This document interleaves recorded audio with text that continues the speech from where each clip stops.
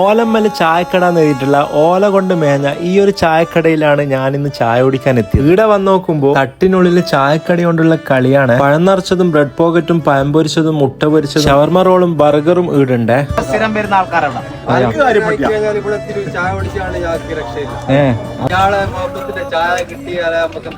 വൈകുന്നേരമായി കഴിഞ്ഞാല് ഒരു ചായ അത് ഇവിടെ തന്നെ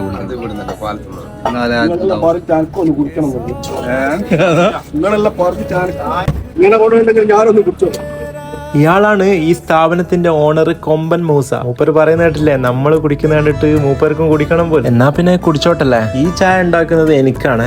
നല്ല അടിപൊളി ചായയും പായ നിറച്ചും തിന്ന്. ഈ പായ നിറച്ചലുണ്ടല്ലോ പണ്ടത്തിനൊന്നും ഒരു കുറവില്ലേ, നല്ലോണം ഇട്ടിട്ടുണ്ട്.